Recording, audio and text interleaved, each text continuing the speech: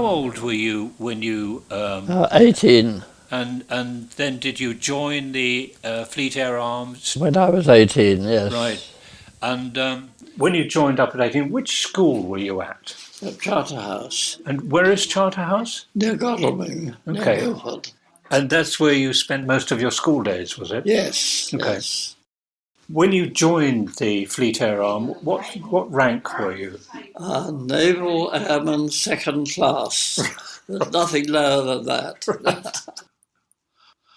And then once you'd done all your training and you actually joined the ship, what rank were you then? Well, when you have finished your training, you were usually commissioned.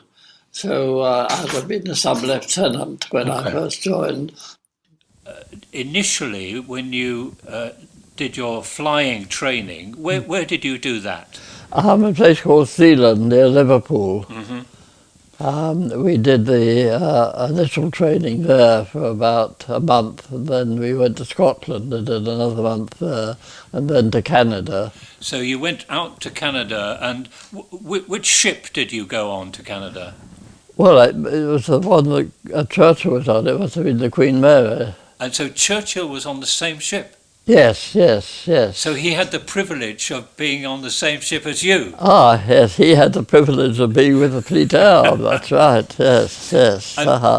Yes, I remember we were all consigned to some dormitory with about 8 bunks and very few sheets and blankets, and we did a raid before the thing started and pinched all the blankets and sheets from the officers' cabin. So I don't know if Churchill went without blankets during the trip. We certainly had plenty.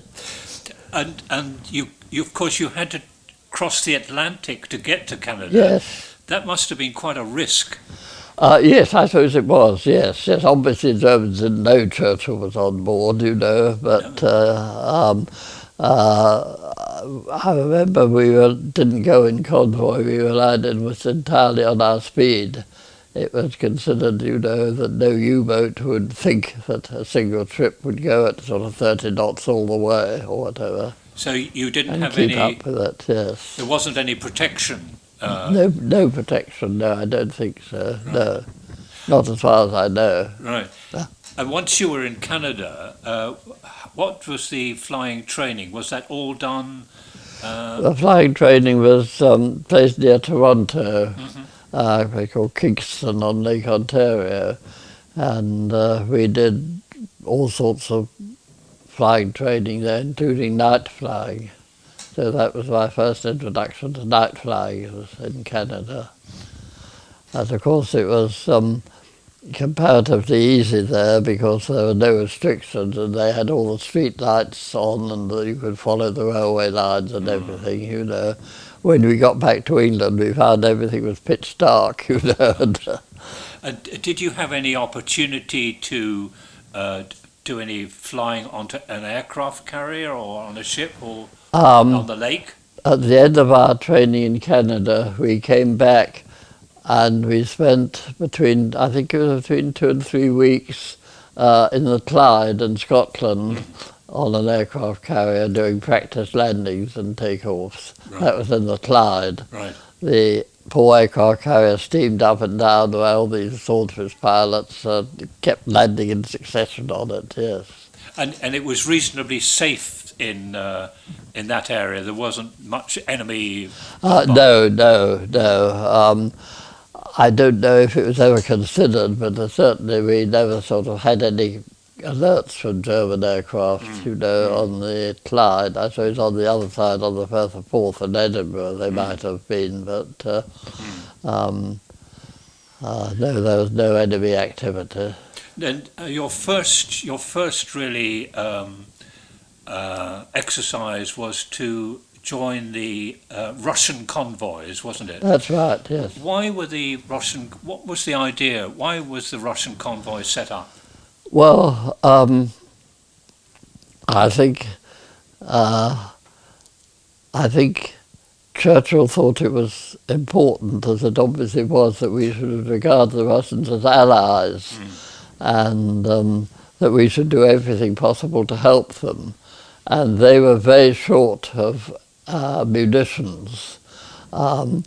Towards the end of the war, they managed to set up factories in the Urals and things and produced these things. But 1943-44, they were short of things like tank repair units and anti-aircraft guns and everything, and we took them in convoy to Russia and unloaded them at Murmansk. And the Germans had advanced so far. How far were they from Moscow?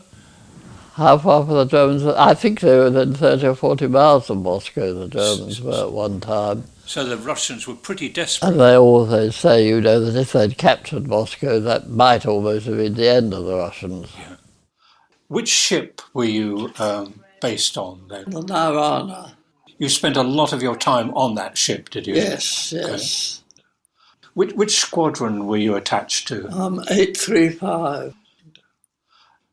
So the convoys would go from where From would Scapa Flow. where in would Scotland, Scapa Flow. And the Orkneys? Yes, in the Orkneys, yes. Okay. And what was the port in Russia? Where would the convoys land?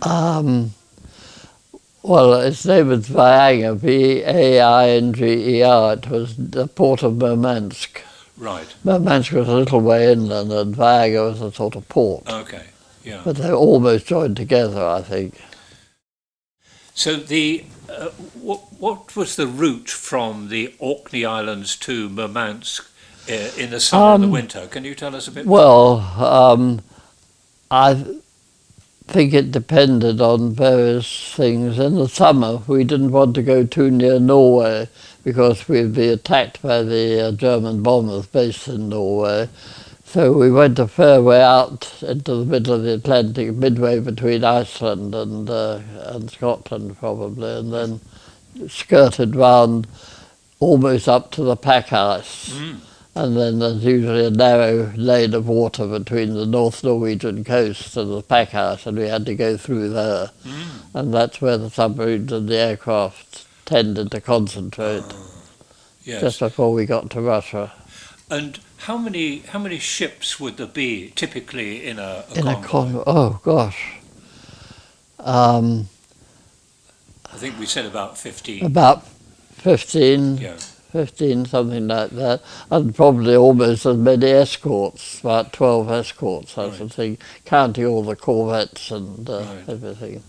And of course, this protection of the convoys was all the year round, wasn't it? Summer and winter. Oh yes, yes. Mm-hmm. And in the winter, how much daylight would you have? Well, very little when you got up to the north. Yes. You would have only about 3 or 4 hours daylight each day, and the rest would be dark.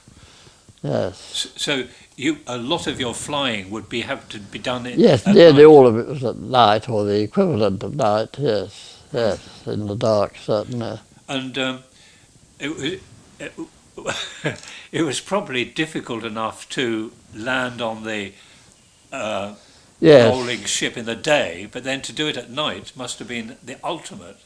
Well, yes, I can't pretend it was easy, you know. We did have quite a number of accidents, you know, at a fairly high casualty rate, but it's the sort of thing that you wouldn't have been able to do unless you had been well trained. You know, we did an awful lot of training, you know, initially in Canada and then in the Clyde, and by the time we actually went on convoy, we'd done many, many hours of convoy protection practice, so to speak. On the aircraft carrier, roughly how many swordfish would you have? How many swordfish in an aircraft carrier? Yes, typically. Well, you'd have a squadron of 12 swordfish with probably about 3 or 4 sort of replacements, probably about between 15 and 18 altogether. Right. And were most of the sorties done in single ones, or did you ever go out in a group? Sorry, were they? Were most of the sorties done as a single aircraft, or did you ever? Oh, single all the time, never in formation or anything, just as one plane. So, would you be circling the convoy really 24 hours a day? Yes. Really continuously? Oh, yes, definitely. Wow. Well, the submarines would be working 24 hours a Yes. day, you know, so we had to, yes. Got it. Yes, so no matter how dark it was, you know, as long as it was possible to fly, you had to, even in very bad weather, because the submarines operated in bad weather. Yeah. So, And did you ever get the decks icing up? oh, yes, often, yes. Well, that Oh, must... yes. The poor deck handling party, you know, they had a very difficult time. You know, when the aircraft touched down, they used to skid about, you know. Yeah. I remember, you know, they used to have these, there were probably about 15 or 20 of the handling crew waiting in the catwalks as soon as the plane touched down, and they'd all rush out and grab it before it slipped about the deck. And of course, they would be walking on ice, so they had to be A very little careful. bit like that, yes, yes. It would be certainly very slippery, yes. And did you ever miss your catchment wires at all? Did you ever? Yes, I missed them on a couple of occasions and flew into the barrier, yes. You damaged the engine then, but not usually the rest of the plane or the pilot, you know.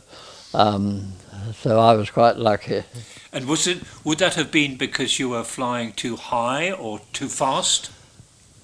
Well, a combination of both, Yeah. you know, but I mean, the aircraft was sort of Pitching. coming into land and the carrier was pitching up and down. Yeah. So if you were unlucky, you know, and got a bump at the wrong time, you Yeah. were ballooned up in the air. Got you it. know. So it was partly a matter of luck, as Yeah. well as, you know, years of practice or months of practice. Now, when you did your sorties, you flew the plane, but who did the spotting or the? You had an observer who flew with you in the rear cockpit, and he would do all the navigation and spotting. And who was your observer? A chap called Reggie Holland. And I guess you had to have a very special relationship. Oh, yes, you did. Yes. Obviously, when you're up in the aircraft, there'd be a lot of engine noise and weather, wind, and so on. Yes. How did you communicate with You your had observer? radio contact. Like an intercom? Yes, intercom. When you were, especially at night, how did you know how to get back to your aircraft carrier? Because you were quite a few miles away from it, weren't you? Yes, well, you hopefully had your observer in the back, you know, who... Would he have a radar to know where the ship was? Right, yes. Okay. ASVX, it was called air-to-surface radar. What sort of height above the sea would you fly? About 300 feet. Pretty low. Oh, yes. And of course, if it was raining or snowing, that was sort of added difficulty, you know, yes. The convoys, what sort of cargo would they be carrying? We never really knew, but I imagined they were munitions, mostly, probably tanks and artillery and anti-aircraft and things like that. And aircraft as well? Yes, I think so. I seem to remember they had aircraft in crates, you know. Yeah. Right. Yes, there was this sort of story went round that we had these crates with aircraft in them, and they were supposed to be something special and top secret, you know, and we all wondered what was happening. And apparently there was an American fighter in the war, I think it was called an Airacobra, had the reputation of being very fast and but very dangerous, and it killed more of our pilots than the Germans, so I think we shipped them all to Russia. When you went on a sortie, Patrol, yeah. what sort of time, how long would you do and how far around the about convoy? 2.5 hours. We were allowed sort of half an hour for takeoff and landing and getting round and circling the convoy, and the actual patrol would be 2.5 hours. And how far would you go from the aircraft carrier? You'd usually read about 15 miles radius round the convoy. You tried to keep within 15 miles. And what would happen if you spotted a U-boat What would be the sequence? Well, you'd obviously break radio silence, you know, so you'd report your position in the U-boat, and you'd wait instructions, and then probably say shadow the submarine, but don't attack it, you know, unless it tries to submerge. So what the aircraft carrier would do would be to send off two Sea Hurricane fighters, and they would attack the submarine on the surface and try and silence the machine guns and things, and then the Swordfish would come in and bomb it. Right. That was the theory, at any rate. And who would be responsible for releasing the bomb? Oh, the pilot. The You have just a press like a car dashboard with a button. You just press the button and the thing's released. That would release the bomb. Yeah. But in addition to U-boats, you were also responsible for spotting and attacking surface ships. Oh yes, definitely, yes. Oh yes. Anything that shouldn't be there, you know, that we picked up on the radio would be reported. There was always a fear that the Tirpitz was in the North Norwegian ports. It's probably Narvik or somewhere around there. And the great fear was that she would come out and attack a convoy and sort of silence everything with her big guns. And so we were told especially, you know, to keep an eye open for a big warship.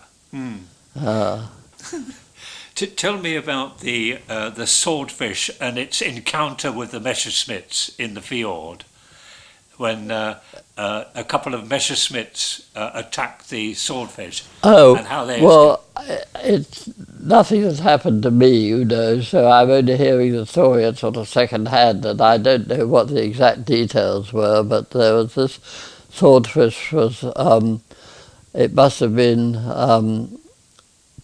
about the time we were evacuating troops from Norway, I think, till 1941 or whatever that was. And now let me get this right.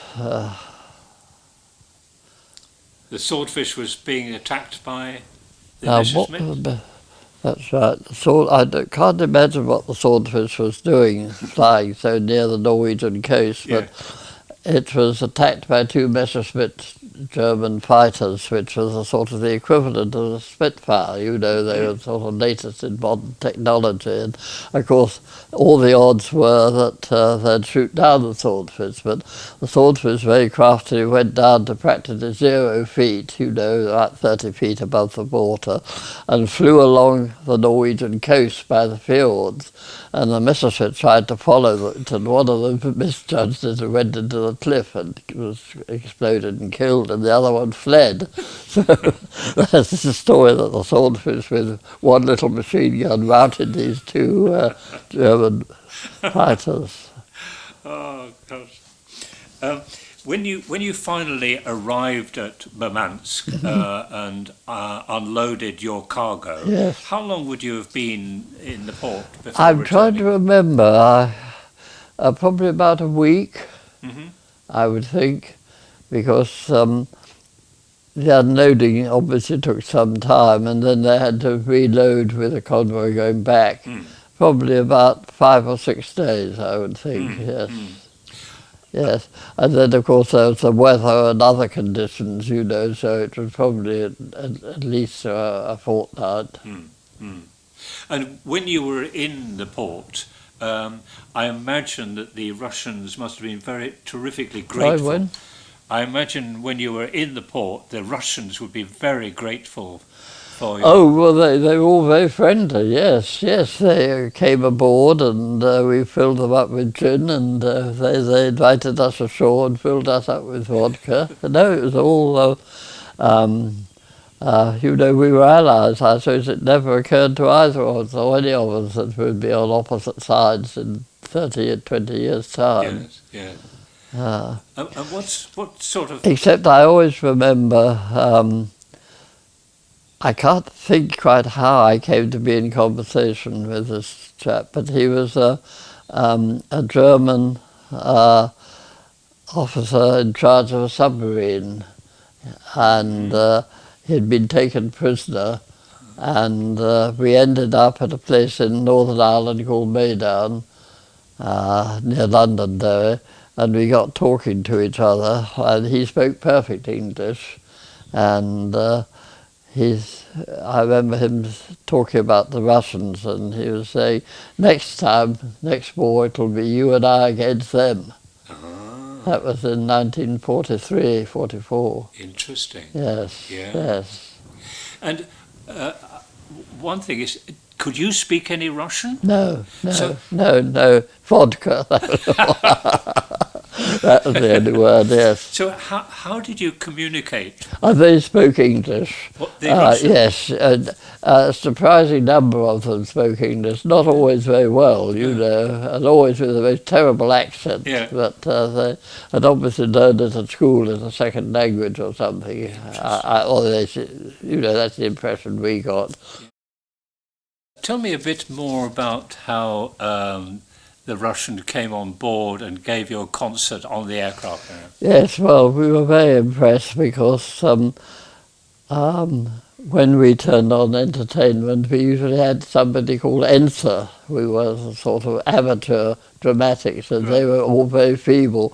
When we went to Russia, they turned out the whole of the Red Fleet Choir and Cossack dancers for us. And they were incredible performance, you know.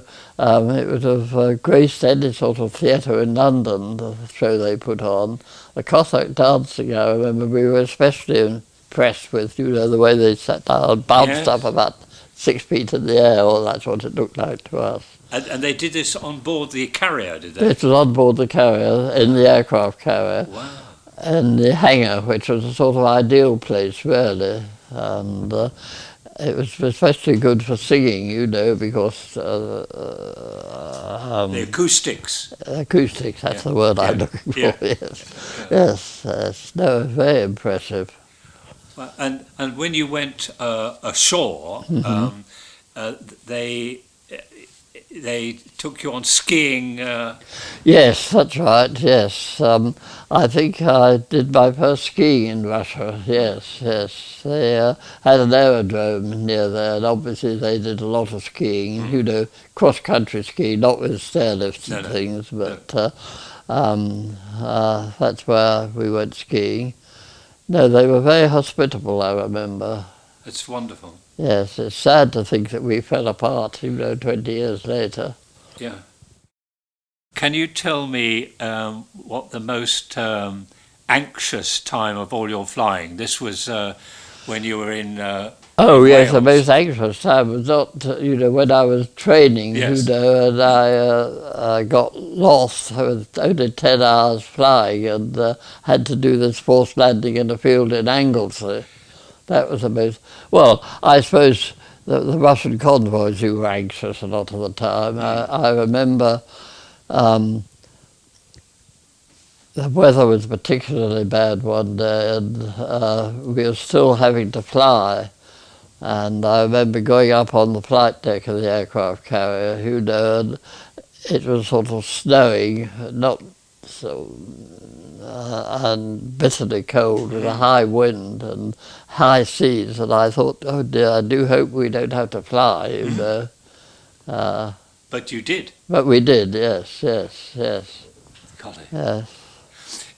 You told me before when you were training that you'd only done about 10 or 11 hours of flying, and the instructor said go up solo. Can you tell me that again? Yes, well, as I say, we'd only done about 10 hours flying, and I'd just gone solo, and I had this very nice, but obviously not too bright instructor, an Australian gentleman, and he said to me, it's a nice fine day, go up, Payne, and practice aerobatics, which we'd been doing the previous time. And he said, climb up to 3,000 feet, you know, and then do aerobatics. So I climbed up to 3,000 feet and started doing aerobatics. But what neither he nor I had realised was that there was a cold front approaching, and mist and cloud were coming in from the west. So I was doing my aerobatics over the sea, and the cloud was getting lower and lower, and when I realised suddenly, that I had to get back to the aerodrome, I had to descend through cloud, and I didn't know, whether I'd hit the hills or not. So I remember I flew out to sea and came down to 0 feet, and when I was at 0 feet I turned round and flew back until I hit the coast. And then when I saw the coast ahead, I didn't recognise it, didn't know which way to turn. And being me, I turned the wrong way, and ended up by doing a forced landing in Anglesey. Wow. Well, I think that's probably. I think I've covered most of my. Sorry? I think I've covered most of the Yes, questions. okay. Mm-hmm. And I hope I haven't worn you out. No, I'm only too pleased to help in any way I can. I don't particularly enjoy it, but I'm quite happy if it interests people, and it's nice to have it on record. Well, certainly, I've learned a tremendous amount about flying in these conditions, and also the Arctic convoys. I had no idea that those existed. So. Hadn't you? No. Well, there's no reason why you should, really. No. I mean, you probably had no idea either of what people went through in the Burma jungle. I always imagined that must have been pretty horrible, with the snakes and the Japanese to deal with. Yes. So I was much happier with my swordfish in the Arctic.